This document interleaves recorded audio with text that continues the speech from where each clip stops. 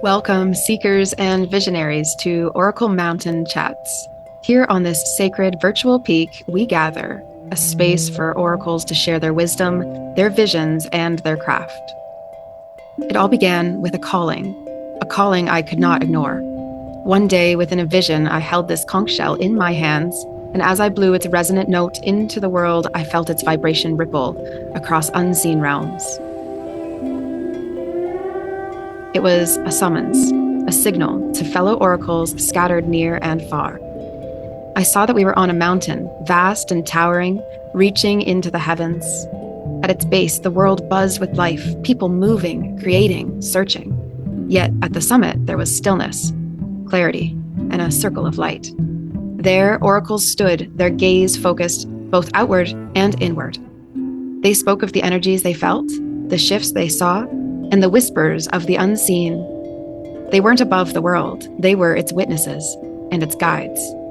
From this vision, OracleFest was born, a celebration of connection, insight, and the timeless wisdom that flows through us all. Here we gather as oracles to share the visions Spirit whispers to us, to speak of the energy currents flowing through nature and humanity, and to help guide those who seek answers in a world that often feels lost. So grab a seat, breathe in the mountain air, and join us as we begin today's chat. Whether it's an energy reading, a conversation about our craft, our path, or simply sharing a perspective on the world below, this is where we wait for more oracles to join us on the mountain. What wisdom will the mountain bring us today? Let's find out together. Step into this sacred space where the wisdom of the ages converges with the questions of the present. Lovely. Welcome back to Oracle Mountain, the beautiful, spacious atmosphere, which is this spiritual space that I love inviting people to. And today I have with me someone who is very familiar with Oracle Mountain, too familiar. No, I don't think it's too familiar, but this is Carrie Ann. And Carrie Ann joined us for last year's big Oracle Fest, the first one we ever had, which was end of January last year, 2025. And really, I would say, like, from what I gather, and Carrie Ann, you can share anything else if I've missed anything or you want to speak differently to it, but she felt that there was something unique and special about what was being created here, or like vibed with the energy, my energy, because of course it's just my energy before we bring all the speakers in. And then after the event, was so moved and had received so much from it that she decided to offer out help on a volunteer basis whenever she's been able to throughout the year, which has been a major help because otherwise it is me, going along. And for any solo entrepreneurs, especially any event organizers, that's not necessarily a super beneficial spot to be in. You always want community and other people helping and event organizers, plural, because it helps things, to share the weight and to be, to feel supported. And so I am really grateful to have Carrie Ann here along part of the OracleFest team. And then we crossed over the 50 episode threshold, if there's a threshold at 50 episodes of Oracle Mountain Chats. So we were talking recently and said, maybe we should do an Oracle Mountain Chat with just her and I, and you, Carrie Ann, and I, and to also turn the tables and maybe ask me some questions and grill me because I'm also a speaker and I often forget that. So welcome, Carrie Ann, and also a deep thank you from myself and also from the speakers who, sometimes you're an unsung hero because people will be like, oh, that's so great you have a Carrie Ann. Oh, that's so great Carrie Ann's helping with this, but it doesn't always get passed back to you. So just extra thank you and gratitude for you being a part of this Oracle Fest sphere. And thanks for coming in today and having this idea. Awesome. Thank you so much. I can say I feel fully repaid in everything I get out of working with you in Oracle Fest. So it's been nothing but beneficial for me. And just, in my head, I've been calling today Behind the Mountain because we're looking Behind the mountain. Ooh, I love Oracle Mountain Chats Behind the Mountain. Okay, that's what I will name it. You just saved me a task later, which is naming this episode. Amazing. Behind the mountain. Yeah. I can say it probably took me a year to be able to fully articulate why I wanted to work with OracleFest so much. But I can now say it's because the event last year was so activating. And I think at that time, I wouldn't have even known how to use that word and what it meant. But looking back, it was even a big step for me to buy a ticket. I just don't buy those types of things for myself, or I didn't. This last year has completely changed that. But it was such an experience. I really thought it was going to be me sitting back watching kind of like a movie, and I was so engaged and so a part of it, and it just lit up so many parts of my soul that I had even forgotten were there. So thank you from the bottom of my heart to you, all the speakers from last year who just blew my spiritual world wide open. I love to hear that because, even though I love the idea of this growing bigger and bigger and bigger, I don't ever want people to feel like they're a number in this space. And I often feel like that when I attend things that I think are going to be so engaging. And then I go, oh, okay, they're really just, it is like with a megaphone and not really looking at the audience. And this to me feels more like an event where we have multiple circles and everyone comes together in these circles and is a little more like even keeled in that way. So I'm really happy that that translates and that, yeah. Absolutely. I can say I didn't feel like I know what you're talking about. Like when you go to a conference and you're just quiet, nobody really knows you're there, you're watching unless you're presenting. And Oracle Fest just isn't like that. Even when there's, lots of people in the room, I still always feel seen. Even now that I'm like helping present the events and I'm more like paying attention to admin stuff, I always feel fully seen and acknowledged. And yeah, it's a very different experience from anything else I've ever been a part of. Yay! Because it's about you, the inner oracle. It's not actually, it is about the speakers and it's also about the attendees. Like I wanted to feel equal in that because we are all a part of the experience. And yeah, I just think sometimes people get it twisted. They focus on one or the other, not the actual like symbiosis that happens. And that's what's important about oracles. And I think also why they've been devalued in some way over time. And so I have to like counteract that with, let's show the value of oracles by also the value of the oracle within you is my intention. And also, I think making people more comfortable with the idea of being an oracle. Like I can say last year I heard that a lot at Oracle Fest, and honestly it was exhilarating and terrifying at the same time to think of myself as an oracle. And I remember the first day of Oracle Fest, after all the speakers, I pulled a couple of cards and I'd just gotten a new deck and I pulled the Oracle of Delphi. And I was like, and it was in the place of representing me. And I was just blown away. I'm like, I'm not sure that's right, friend. But my spirit guides were insistent, and well, here I am. So, You know what's funny too? I actually like it's a common conversation that I have with speakers as well. As speakers are talking to me and seeing whether they're in alignment and whether I see them also in alignment with this, it's very much a values based, like open and honest conversation. And often they will be like, I'm not an oracle though. And I go, yes, but actually, if all of us have an inner oracle, you definitely are one, and that's, I don't need, I think it would be really weird if everyone thought this was just a training ground for everyone being a psychic oracle, like in the traditional sense, and sharing out that message, and I think it'd be cool, but it's just not what this is. What this is really is because even myself as an oracle, as a declared oracle, there are other facets of me, and I am continually shifting and changing. And there may be a time in my life where I don't open up with I'm a shamanic oracle. Right now, that feels important because I do a lot of psychic and divination work. But in the future, that may not be at all what I share, but I'm always an oracle. I'll never not be an oracle. One of my I lead a spirit led business mentorship group because again, I'm really obsessed with the idea of people doing spirit led work out in the world. Surprise, surprise. So I do this like really like accessible, intimate group of spirit led business mentorship. And one of the gals sent in the group chat this photo the other day. I think I sent it to you.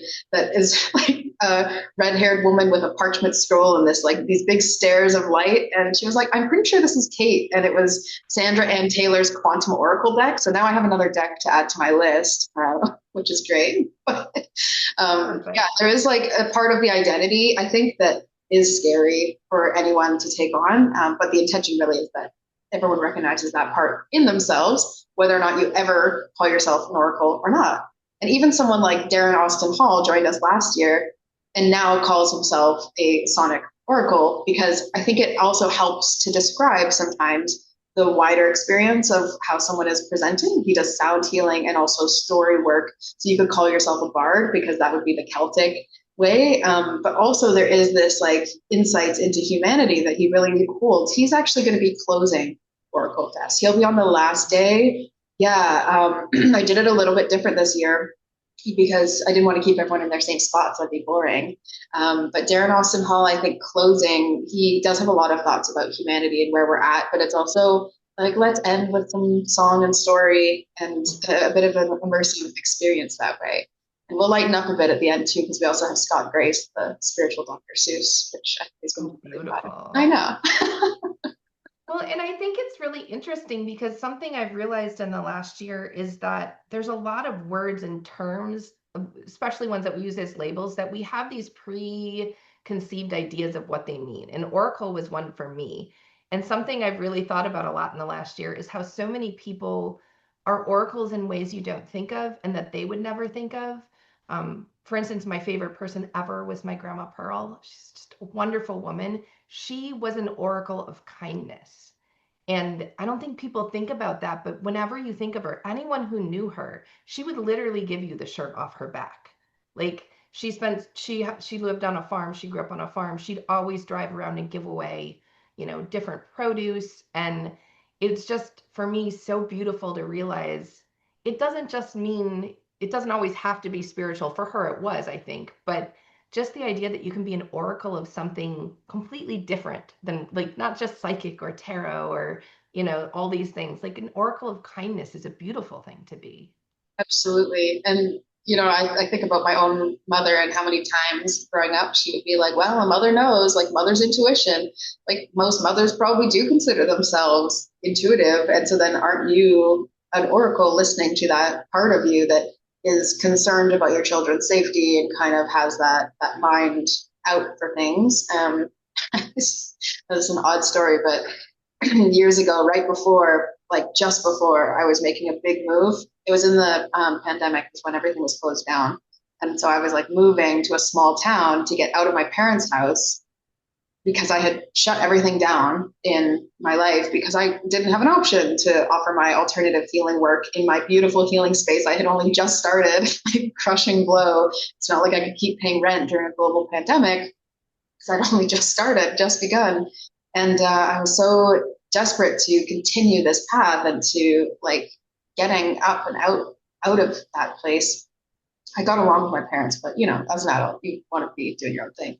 So I was moving finally after like a few months of needing to crash with my parents as everything transformed around me, and I had to kind of pull up my big girl pants and say, okay, well, if you can't do in-person physical healing work anymore, what the heck are you going to do? And so many sessions that I've done with people when I was in that healing space, they'd be 2-hour sessions. People would be like, I don't really know what Kate does. She does some like massage and also some other stuff, right?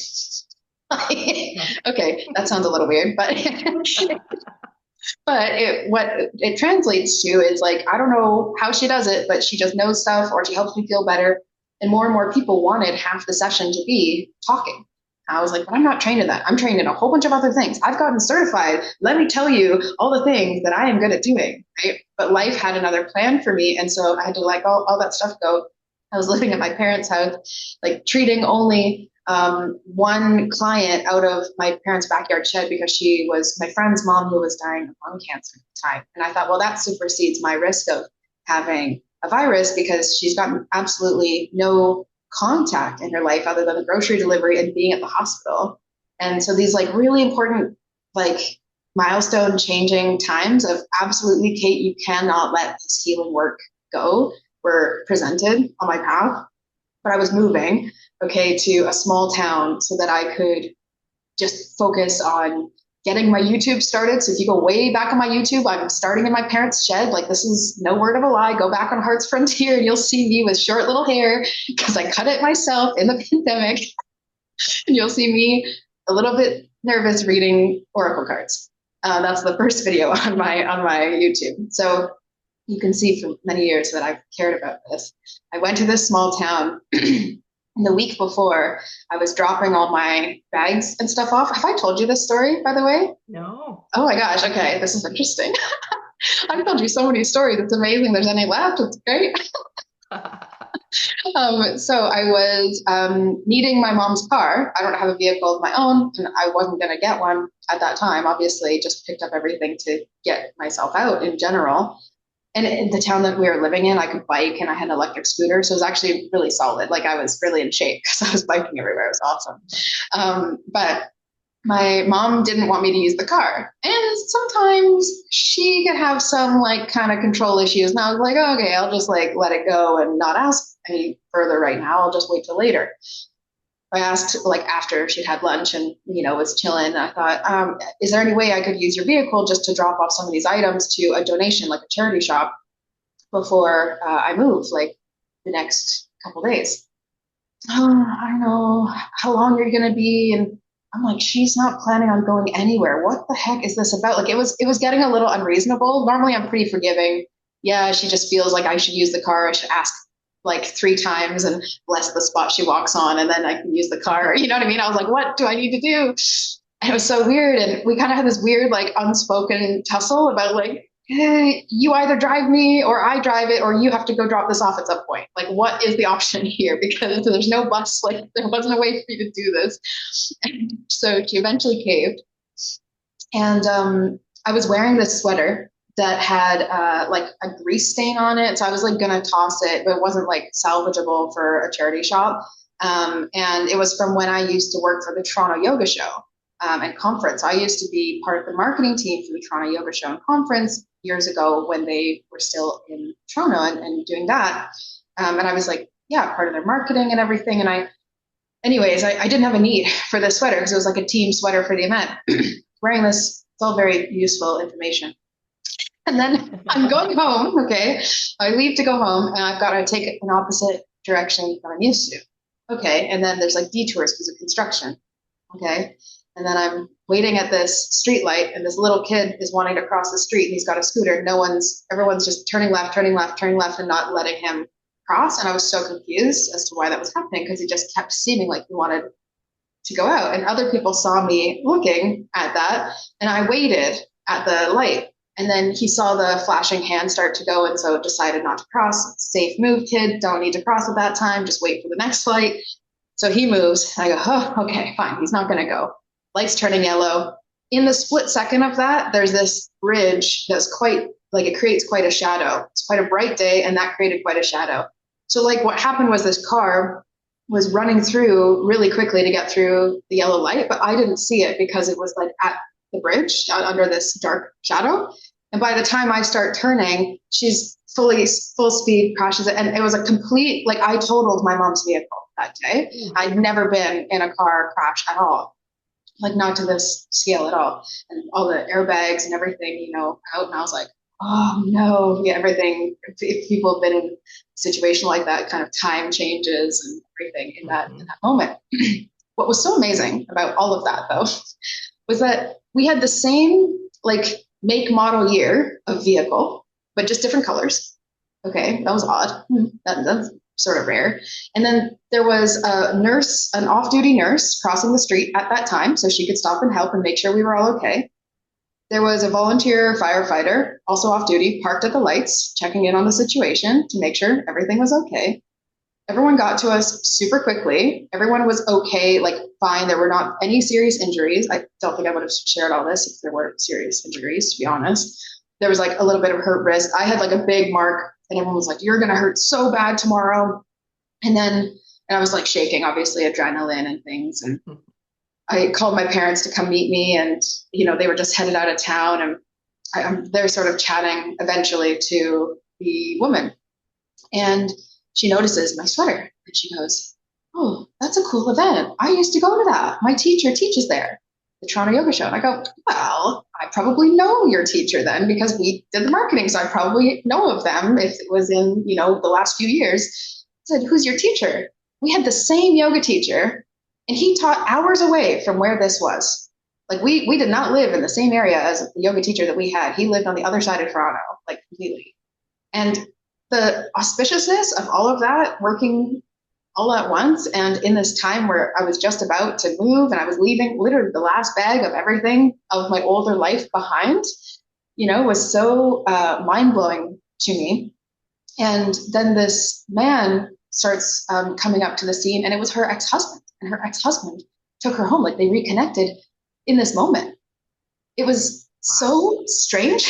And then my parents show up to the scene, and I really felt like, oh, they just want me out of their flipping house because it's the pandemic and people are stressed and they didn't want their adult daughter feeling like she had no option in life but to stay with her parents because in their mind, they're more traditional. They just saw that as like not success. Meanwhile, I was working my butt off online, but it's hard to see the gains of that at that time, right? And both my parents like put their hands on my shoulders and were like, we're so glad you're okay. We don't care about the car. Like that was the immediate thing. They said it was so healing for my heart at that time because I had been putting myself under such pressure to be more, to show more, to do more. And it was like this really strange feeling of like everything was guided and aligning to giving me this feeling of like peace just before I moved and started everything that I had been dreaming of, which was this YouTube and Oracle work and breaking out into something that felt so scary. It was like, okay, even though that's really scary, they just care about me and that's enough. And I got to tell you, my neck felt better the next day. It was really weird. Like That's funny. something like course corrected and like maybe the adrenaline went like into healing mode or something. My parents were like, just wind down tonight, take a bath and like just settle down. The permission to relax from my parents that I've never received, like it was like amazing. Do you think, as you were saying that, I kept thinking, do you think she got some intuitive nudges that something bad was going to happen and that's why she was so resistant? This is where it all comes from. So thank you for reminding me. End of this whole story is that my mom says, Kate, I never should have let you use the car today because I had a dream last night you were going to get a car crash. I knew it. I knew it. And I was like, I mother. was like, there's no way you're this intuitive, Kate, and your mom doesn't have a little bit of intuition that's tapping on her shoulder all the time. Yeah, my parents always say everything happens for a reason. So, we just died and kind of chatted about what those reasons could have been. But yeah, it was like, I was like, Mom, hey, I really want you to say something next time. Like, I'd Yeah. rather you scare me and me not get in a car crash. But obviously, this needed to happen. And for her too, right? Like, I've told this story before, I think somewhere that, I received a really strong vision when I was seeing someone and it wasn't really going anywhere. It wasn't going to be that serious, but I just was like, I had them in my life and didn't really make sense to cut them out of my life because they were nice and fine and everything. And then this, like, my grandmother shows up with this cross stitching of a wolf in sheep's clothing and then starts pointing at him while we're in this sound bath. So this is also why I include sound baths in OracleFest online, because I think such great wisdom comes when you relax your nervous system and open your mind, and then just sound and vibration are influencing your psychic awareness. So because I've received some extremely potent physical changes, but also mental like insights and downloads when in sound bath or sound healing experiences. And so she was pointing furiously at this man that she was like, he's a wolf in sheep's clothing. Like, just know he's a con. He's lying to you, or he's not going to be honest, or something like that. And he really wasn't in the end. And I stayed, but because I thought, well, I'm deeply unsettled. I felt it in every part of my body that I was like, I'm so uncomfortable. I feel like I should probably leave him. Like that was strong enough. But at that time, I wasn't making every decision. This is when I was still in Scotland, living on the retreat center, and so I was like, oh, I can't just like end it. And then what? Then what? I'm just like alone again. Like that's not really as fun as and he hasn't done anything wrong. So how's he even going to take it? Was my thought. I thought, well, he's going to ask for an explanation. I've got none other than my grandma said, you know, my grandma My dead grandma that I saw in a vision. who I didn't even Everything get was along just with, going and I didn't even normal. know. like when she was on earth, I didn't even know her. So how do I trust her? Because it's not like someone that I talked to and got a lot of wisdom from. I met her twice, right? And then she Wow. sued my parents. So I had a lot of reasons to not believe her. But that trust in that moment became established when I realized, like later, a few months later, really he was a wolf in sheep's clothing and absolutely like pulled the rug out from under me. And it taught me such a deep lesson. And that was, right on the cusp of starting Oracle Fest. And since then, I've just been in like full intuition and trust mode because I thought, no, never again. I was like, Grandma, I'm so sorry. Like, never again am I going to deny, even if you tell me something and I'm not quite ready for it, I'm just going to trust it. I don't feel ready for any of this, right? Like, readiness comes after the thing, it doesn't actually come before. You have to be like bravely listening and even if it's the car crash like my mom, like even if it's an uncomfortable thought or like leaving a relationship, which that was very clear at the time, that's what I needed to do. These are things that like we need to act on because there actually sometimes are consequences later on by not listening to that. And that's a harsh reality, I think, to for many, but that's why I care so much about the inner oracle, because imagine all of us were up to, we're operating on trusting it 70% of the time, say. What if we're all up to 90%, 95% of the time, leaving some human, doubt in the mix? But imagine how much more happy and expanded and thriving so many more people would be, and you'd meet all the people you're meant to meet, and you wouldn't stay in energetic spaces that don't serve you for that long. Absolutely. It's what you were saying reminds me of one of my favorite quotes, which is bravery isn't not being afraid, it's doing something scared.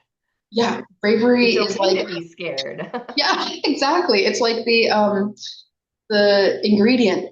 Like courage is the Yeah, ingredient that goes into, or fear is the ingredient that goes into courage, right? Like it's right. fear, it has to happen. Fear always precedes courage.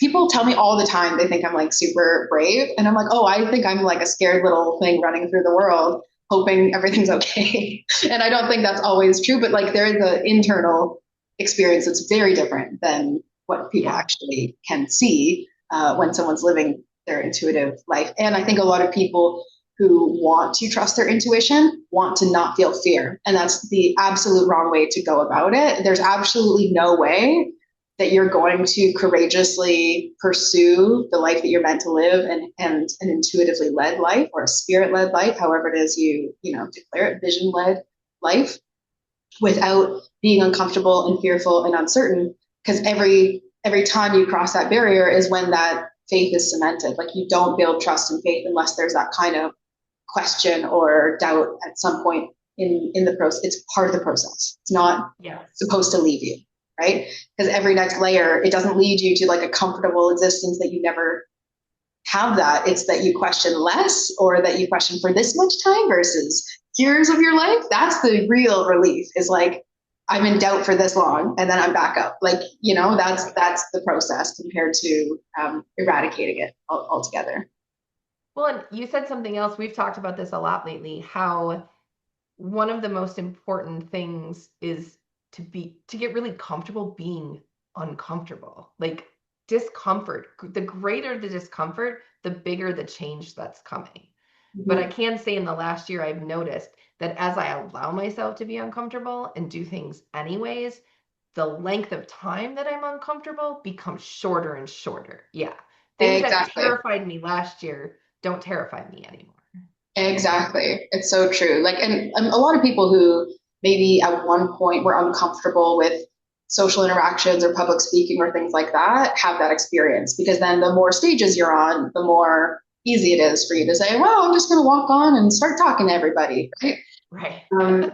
But there are limits to that too, because I also know a lot of people, this is the flip side in some way, where people stay in states of fear and doubt and discomfort and uncertainty, saying I'm trusting and I'm having faith and not taking action. And I think a huge thing that makes many of our speakers different is that they've chosen to take action in a very certain way towards their spiritual mission, come what may. And it's why sometimes people will meet me thinking, oh, she's like some spiritual, earthy, maternal gal, like, and then be like, oh, geez, she really means business. She was a lot more tough-minded than we thought. She's a lot more pragmatic than, we expected from someone who does this type of work, right? Like there's sometimes these, false beliefs on what it means to walk a spiritual path, but like what it means to walk a spiritual path is being really real in reality as well, and just having to like say, okay, well, how can I get out of the way of some of those wounds and let the vision and the, because people so often are like, it's a frustrating thought because you want everyone to be able to click and see this. It's not frustrating. It's frustrating for them too. That people will often look at their frustrations, at their pains, at their wounds for so long that they forget what they're doing it for, and what we're doing it for is to celebrate and to be freer feeling and to trust ourselves and to enjoy our lives and to feel expansive as well, to feel like there's room to grow, that there's like this expanding place, in front of you. And a real trap of the spiritual industry is constantly pointing out flaws and wounds and hoping that you don't notice that it's actually disempowering you instead of empowering you to listen to yourself internally, but more so like going to those who know better than you know, right? And that's something that I also felt really clear with Oracle Fest. I don't want this guru culture of this one person knows better than everyone else, or a hierarchy feeling of you need to value these people versus those people, because any one human can make a radical impact on your life if you are open, if you are receptive, or you could shut it down. You could be sitting with like the most wise and enlightened being in this entire world. And if you're like, la, la, la, la, la, la, la, you're not going to get anything out of that experience, right? Even energetically, you can put up your energetic force field and just not get much out of that. And so I want Oracle Fest, even this year, I think I was just telling you this, that I had this eureka moment this week that I really want somatic tools and exercises to be woven in. Like I need us to be in our bodies in between sessions. Sometimes I do that with like some breathing and some reflections, but this year I'm like a lot more clear. This is exactly what you need in between those, is to keep learning new tools on how to shift and land things in our body. Because when I get like stuck, I'm okay. I need to take a walk. I need to go stretch. I was just telling you, I was getting head pressure yesterday and I had to hang out upside down off my bed for a while, like I did as a kid. And now I know why, because it was such a natural balancing force, right? I don't know if I'm going to tell everyone to hang out upside down off their bed in the middle of Oracle Fest. Not good for everybody. No, it's not. But for me, it worked. It's like a reset. I did that as a kid too. I Did used to you? hang. And it's something I've learned about my human design too. Something about the way my body moves energy. When it gets stuck right here and Mm-hmm. pushes pressure up my head. And so Yeah. sometimes hanging upside down, I think, is just a way of telling your body, okay, it's all right to release that now. Yeah, and I saw something online a few months ago that was saying that a lot of neurodivergent kids actually do that because it rebalances your proprioception, your vestibular, which makes so much sense because we're having challenges processing.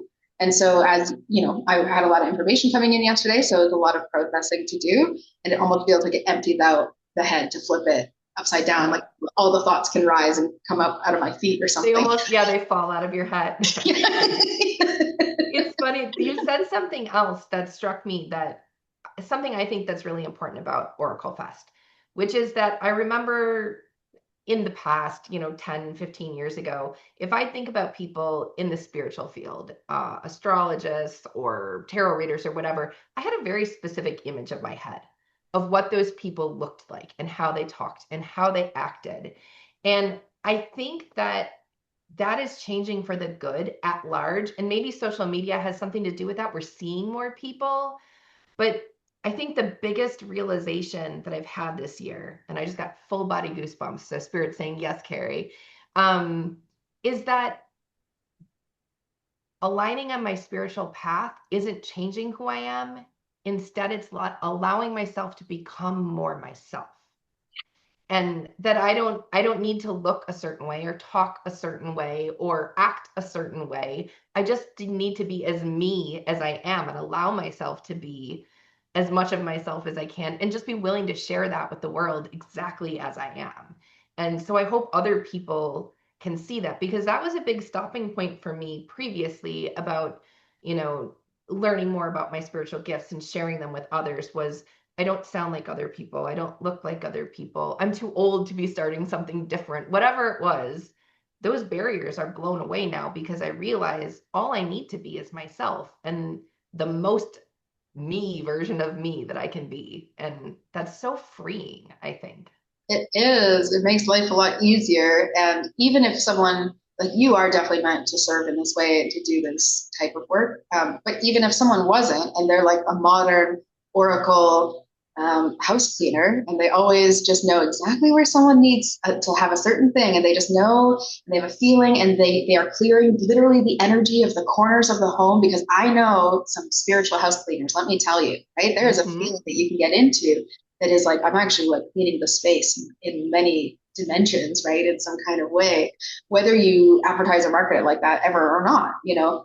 But the experience of just trusting in what you are sensing and seeing and knowing is also the feeling of just like, yeah, being yourself without barrier. And a lot of people, when we're scared about something, usually it's because we're trying to fit into like a box that isn't us, right? Or we're scared about leaving that box because we thought that box was safe. And it's not safe at all. In fact, it's the thing that's creating all that resistance and all that pressure and all that feeling like I must be broken. There must be something wrong. What else have I not healed yet? Right? Like that Right. older narrative.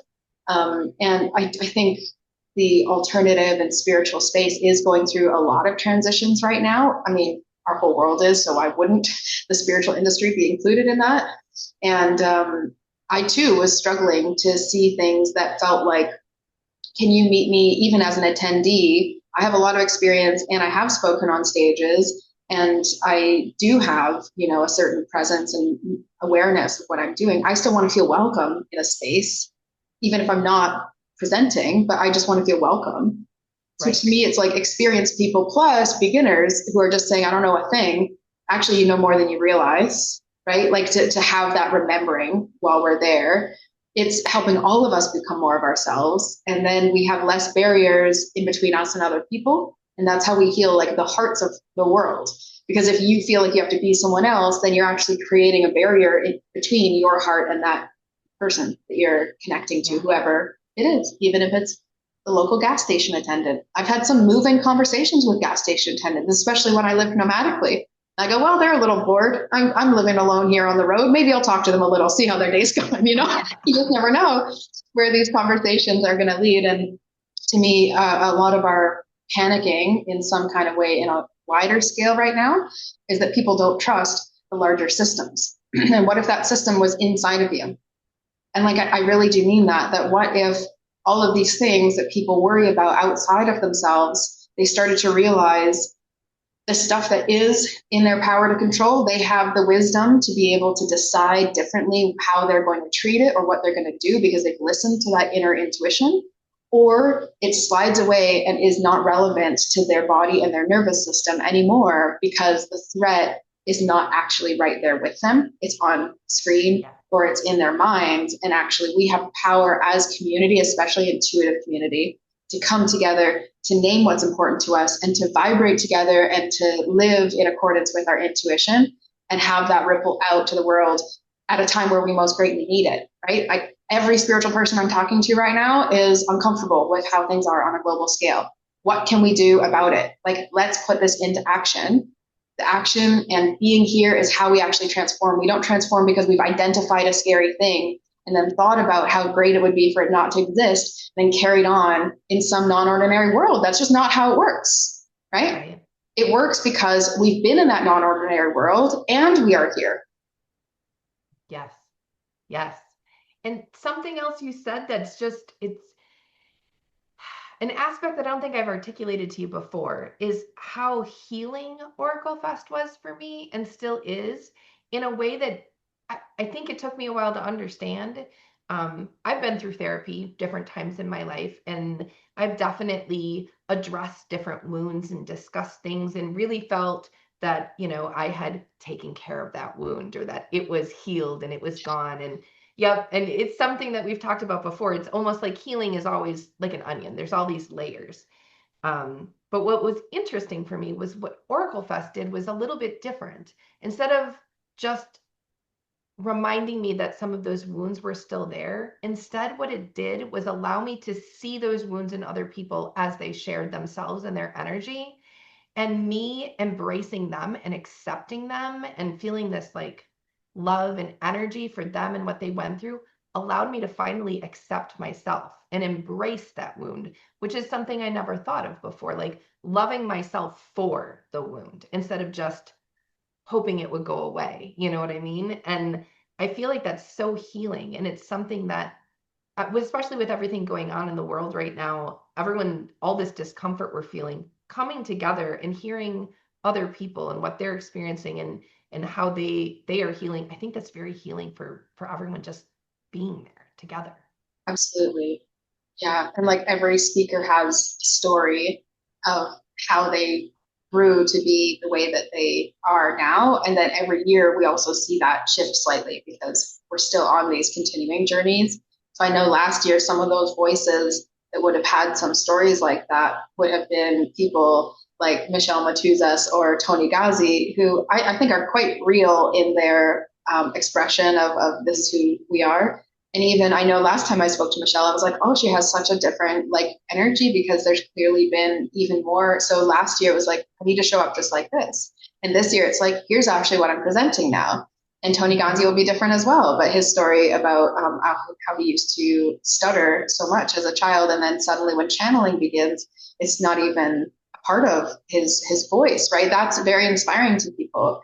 And even I think in like our panel discussion last year, we had a twin flame panel discussion.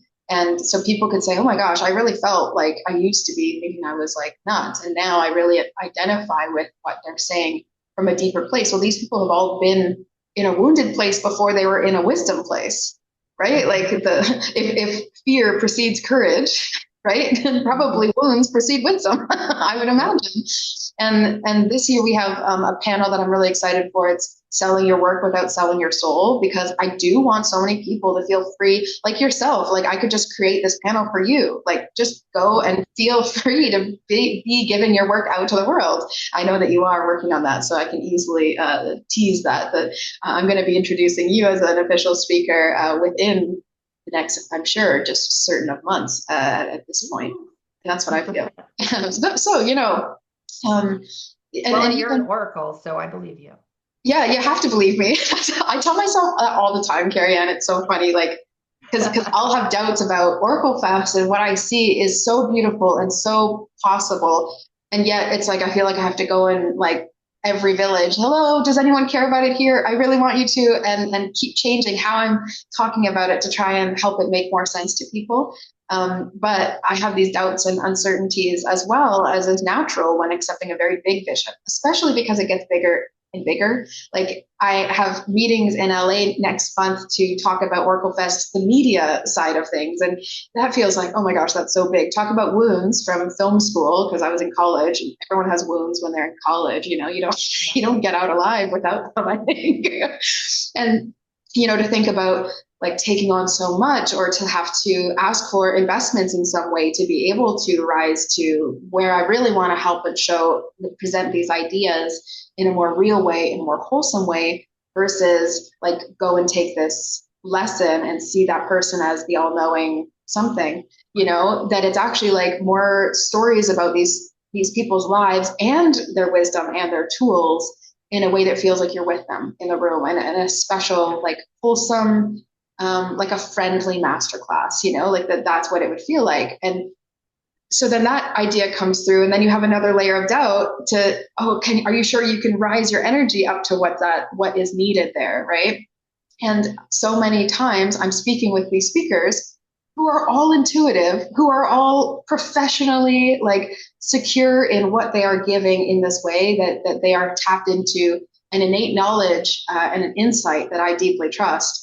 And all of them are so positive that I'm like, every time oh gosh, I really got to get on board, because I do believe them. And yet there's something in me that is some resistance. And so we take a walk, we do the clearing, we reach our own inner oracle. Like myself, it's very much an activating experience, even running and hosting all of this and putting it together, just the same way as it is, I think, as an attendee like yourself, to say, like, do I really have the right to be in the room? right? Do I really have the right to be leading the room is the same question I'm asking. So it's like we're in it together. And I hope that people feel that. Like I'm trying to be open about that so that there's also not a come to us, we're the best business around and we're better than all the other businesses.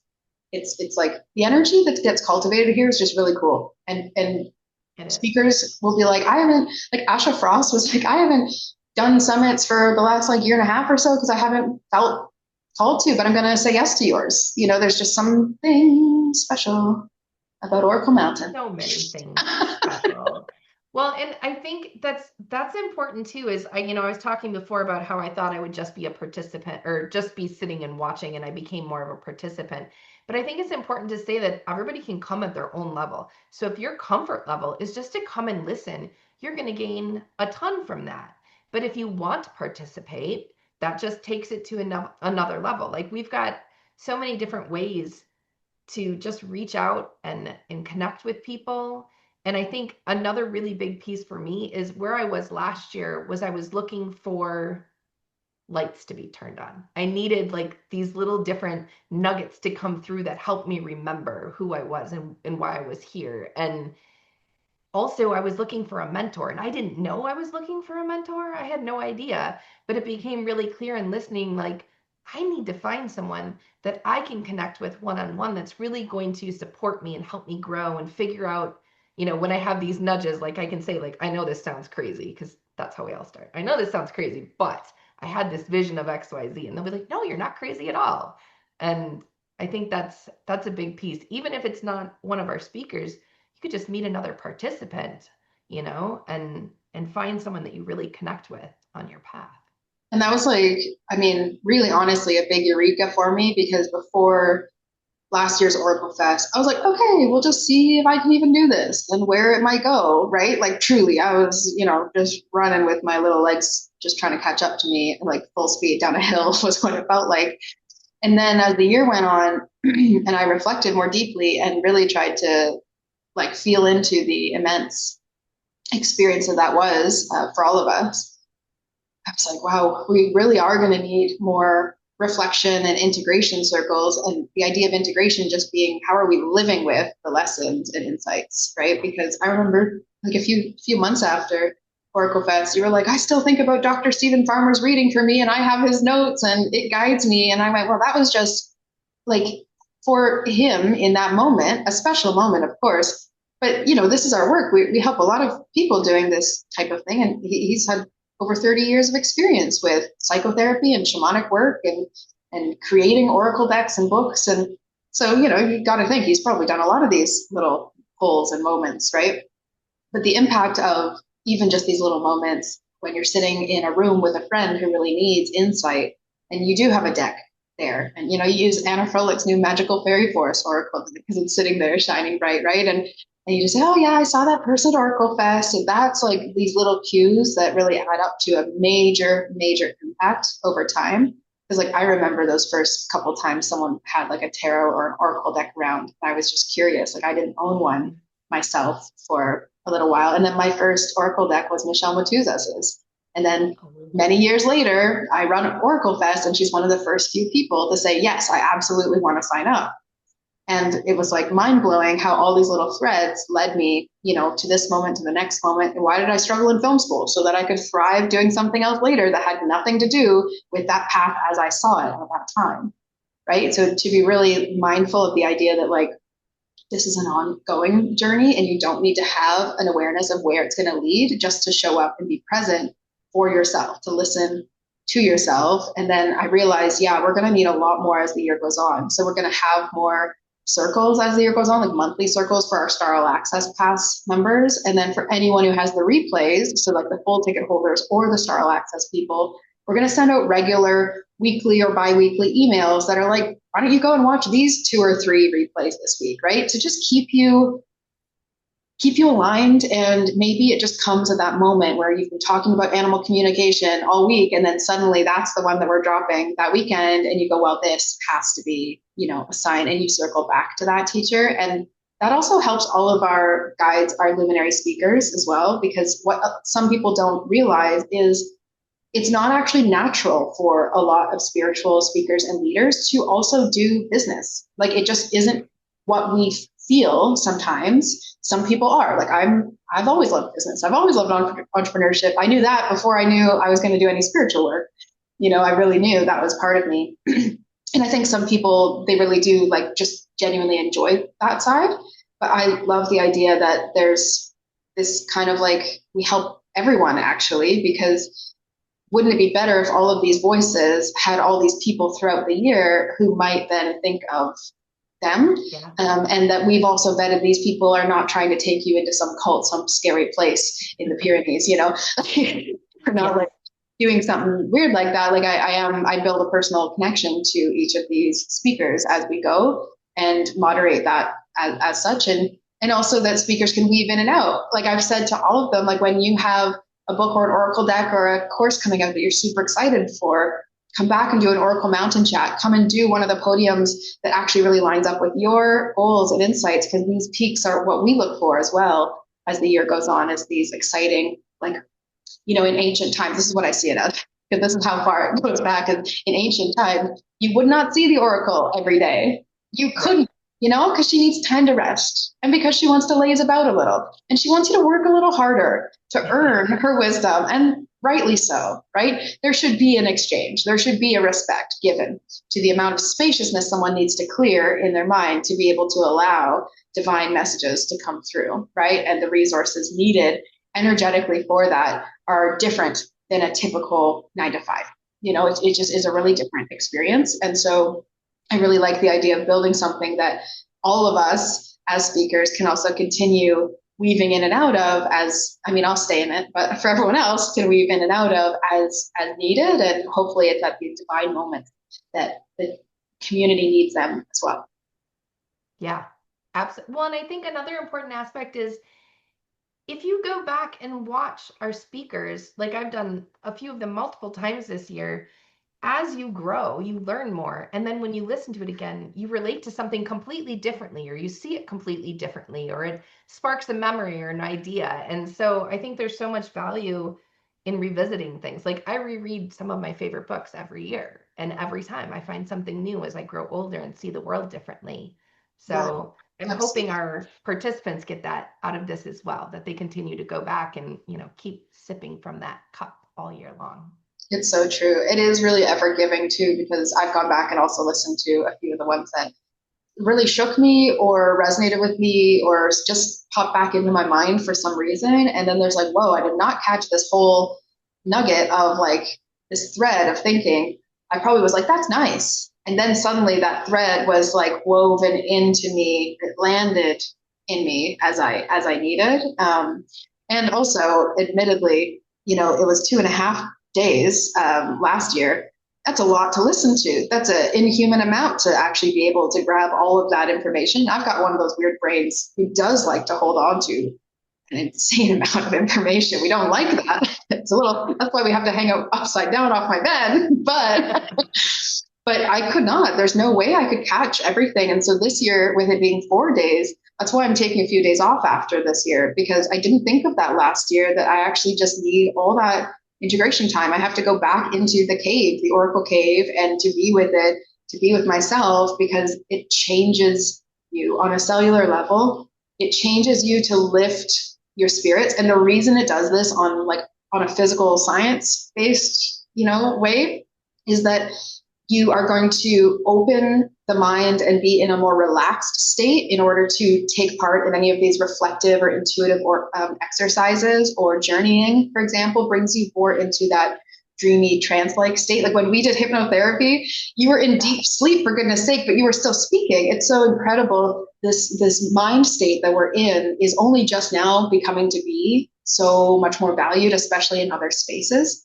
So us as the intuitives and the spiritual folk, we kind of already get that's useful. Yeah. But here's how, and here's why, if you don't know this, right, is that if you're in that trance-like, dream-like state, your nervous system is also really deeply resettling into a non-reactive place, right? That if you're receptive and this is what I've talked like at University of Cambridge about, is this idea of receptivity and opening intuitively.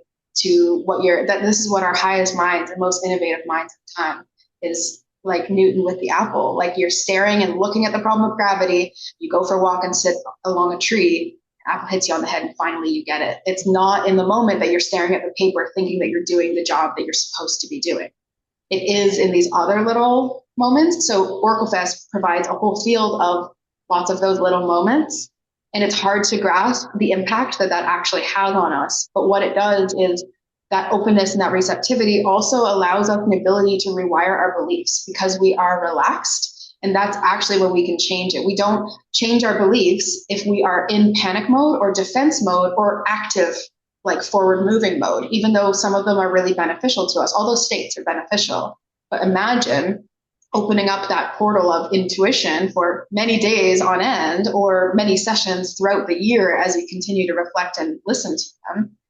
It rewires your beliefs, which then changes how you are reacting out in the world. And then it changes how you are choosing every single day, right? Because your choices now are very different than the choices you were making before you ever experienced OracleFest.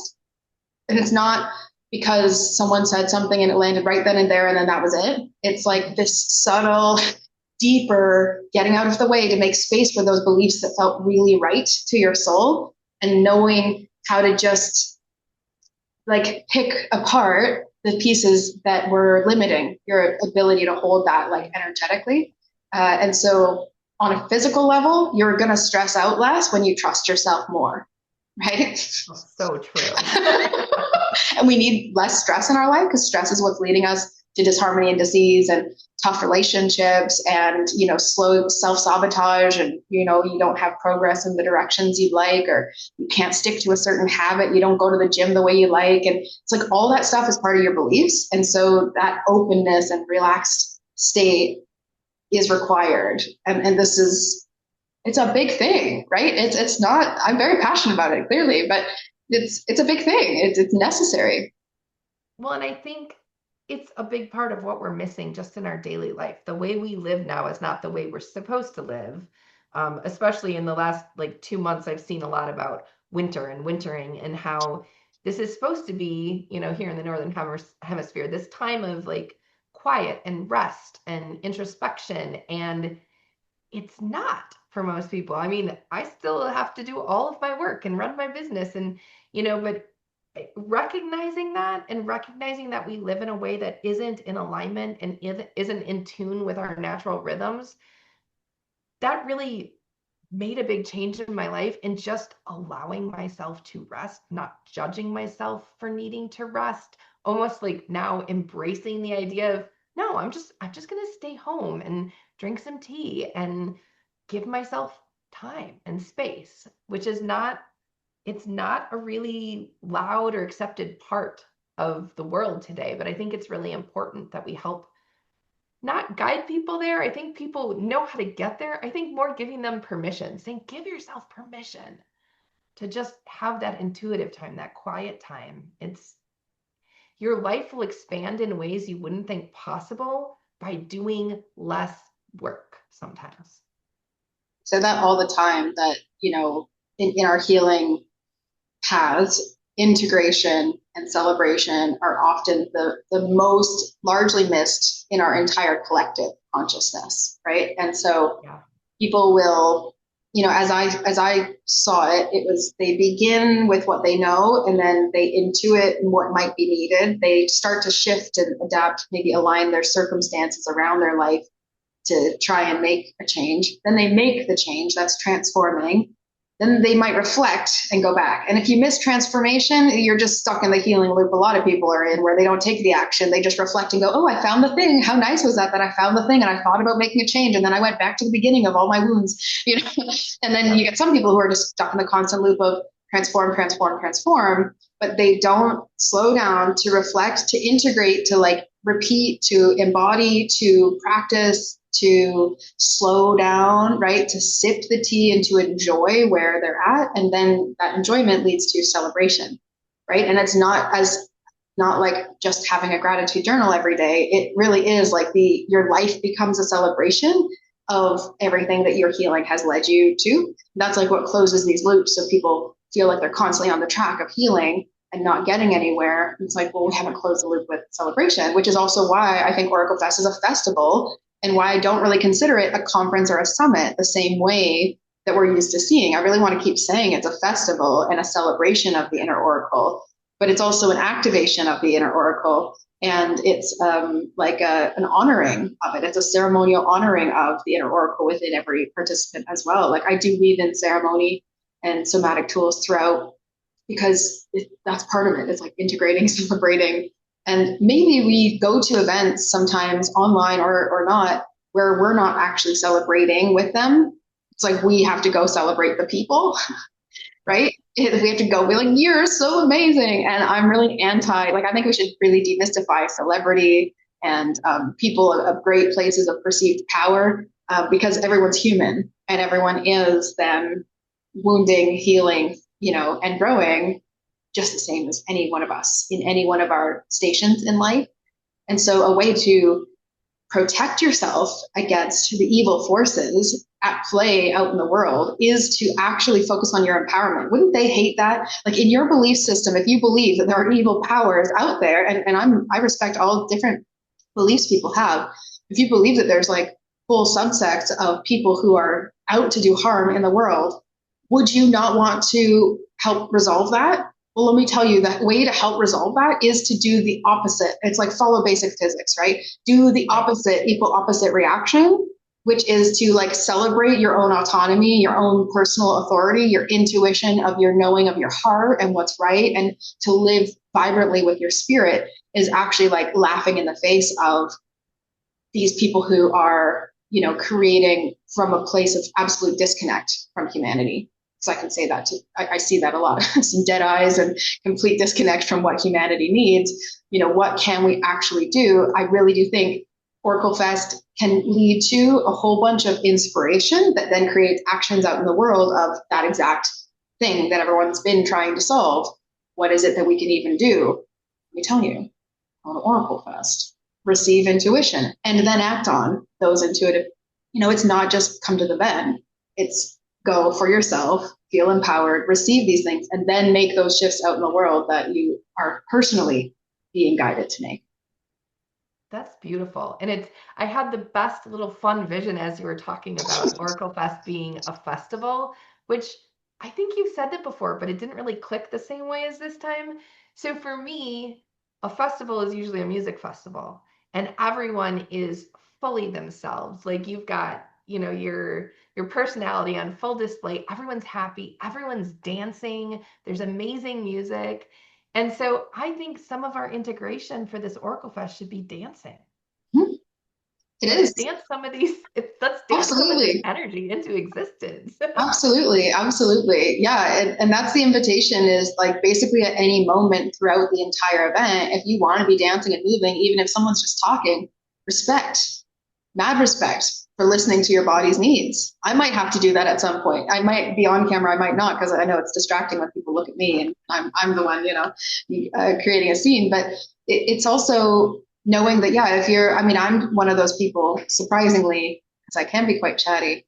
Surprisingly, I am one of these people who stays quite silent when I'm in a group experience and I wait and I watch and I'm an outside observer. I've got this old photo of my dad and I at a party, just people watching. It's like one of my favorite photos of him and I because we both have this intense, like we have the same eyes and we both have this intense stare, just critiquing gently what we're seeing, laughing at people who are much more extroverted than we are. And so if you have like, dogs and kids running around and you're in the middle of making dinner, like you're a modern oracle. You're weaving messages into your cooking. You're weaving your love into this moment of picking up toys or of taking the dog for a walk, right? You take the dog for a walk, you come back right to the sessions.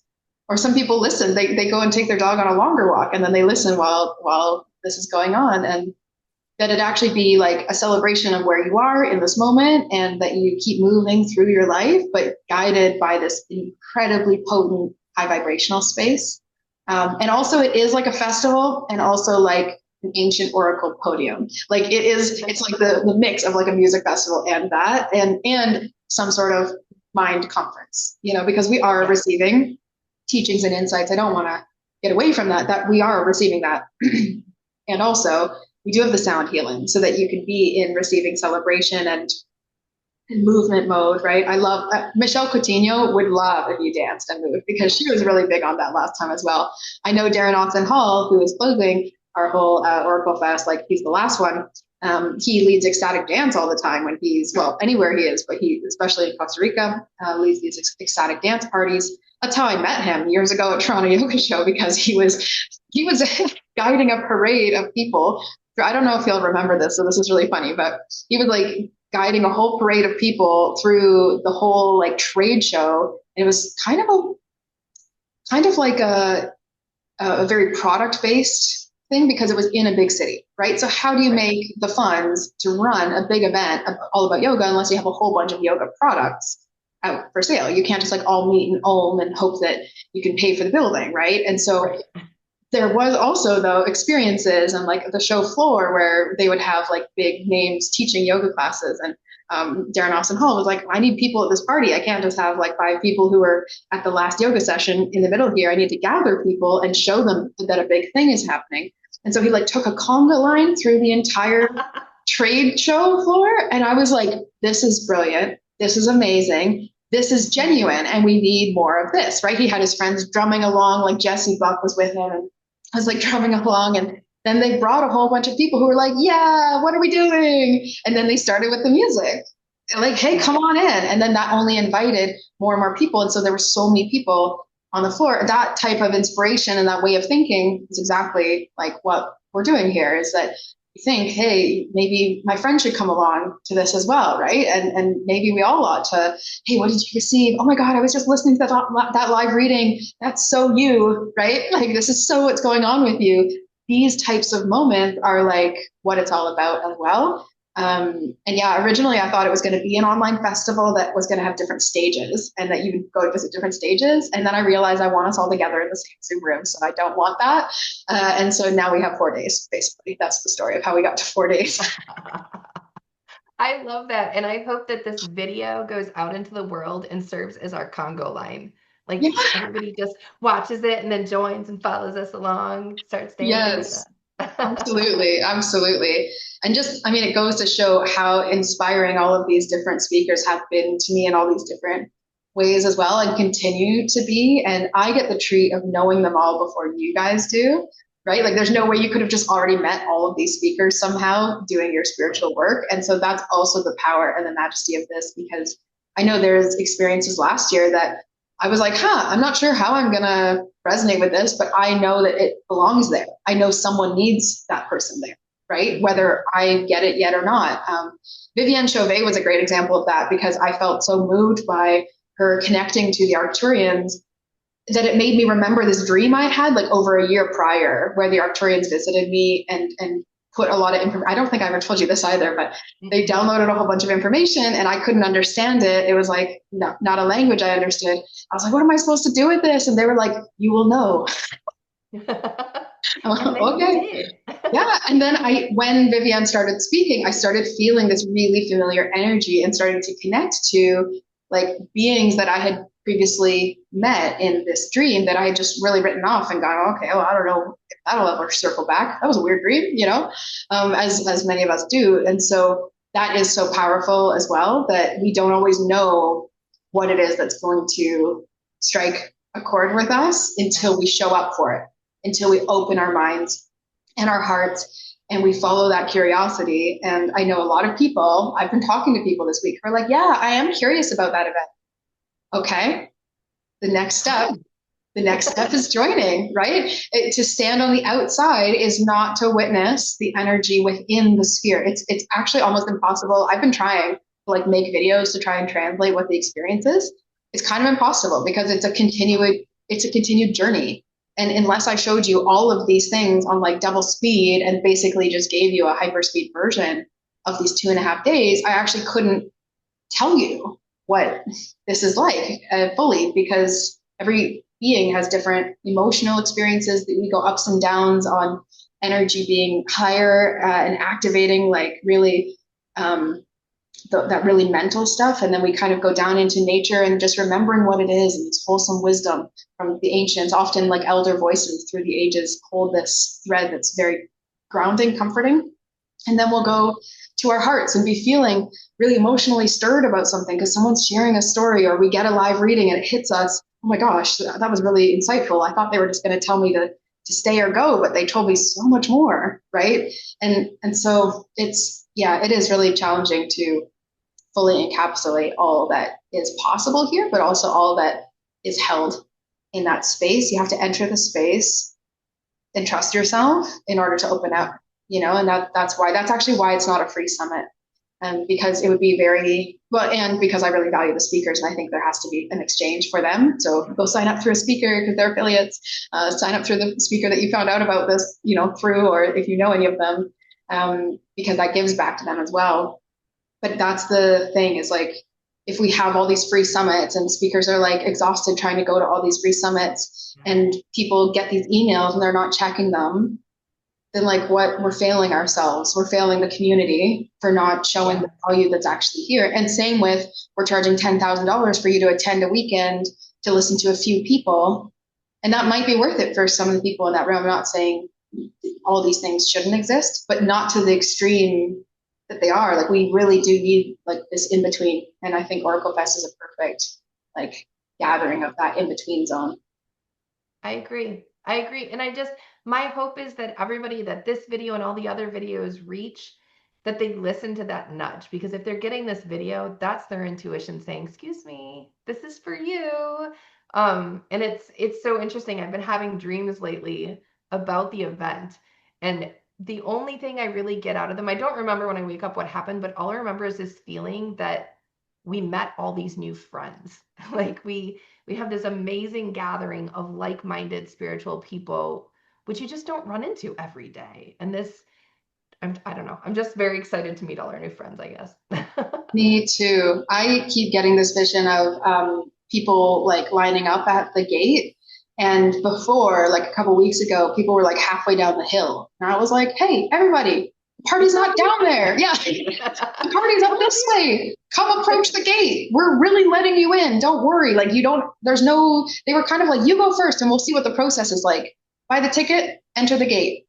There's no, Yes. there's no gatekeeping other than pay the toll to enter, right? That's it. And we made the toll super accessible. This is what blows my mind, is like, so many people will do these events that are like so out of the reach and miss out on these new friends, these beautiful, wise people who maybe just need a moment of trust to say, I'm going to pay that, not even the 44 Canadian, right? But actually 11 Canadian a month for 4 months, right? Like, I'm not even willing to like, I'm just going to step it back, right? Here's where my budget is. Here's where my tolerance of trust in you is.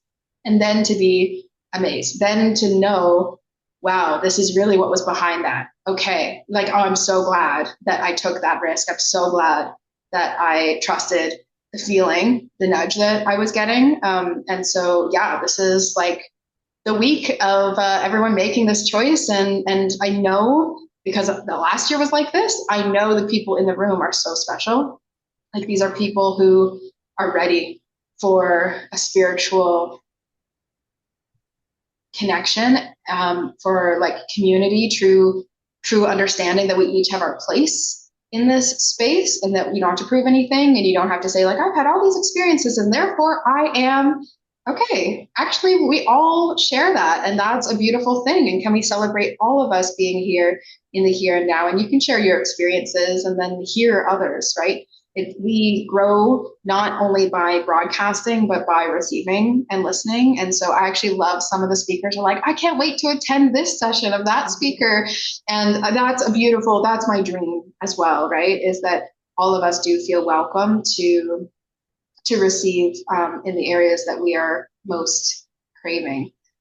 So I will keep listening to the audience as well. So not only do we check the comments, but also I check like messages and emails and things like that, because sometimes people they take this quiet way of like, hi, I really appreciated what you did, and it's like through an email quietly. It's not even in the comments or something.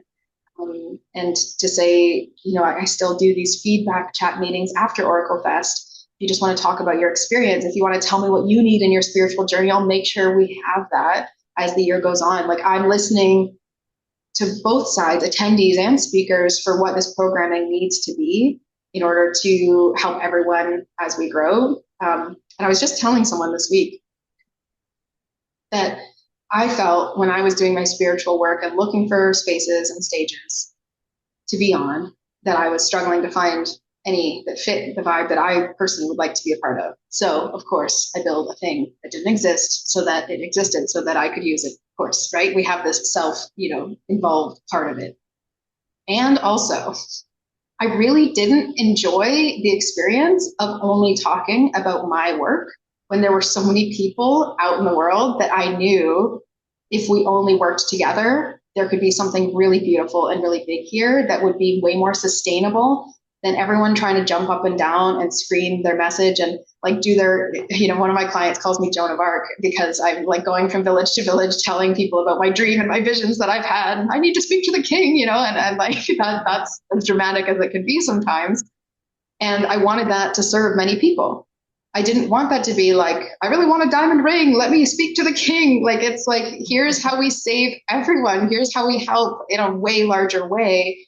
How can we make the largest impact? Well, we need to work together to do that. And that's our new way forward in the industry. So half of my speaker chats are also like, here's my suggestion on what the industry needs. And I'm willing to keep taking the risk if you're willing to help by sharing it out and getting people um, to really to come see you and to awaken the inner oracle within them. And maybe they need two or three teachers this year, and so they come through one teacher and then they get two more, and then suddenly the experience is that much more profound. That's amazing. It really is. Yeah, it is amazing. Yep, it needs I to cannot exist. wait. Me too. Me too. I do need to go now though. Yeah, we both need to go. I have another Oracle Mountain chat, but this has been really We fun. could chat for days, We but would. It's a good thing we had a time cap, a limit here. Thank you, Carrie Ann. I wasn't really taking host back because I was like, oh yeah, we're just sitting chatting.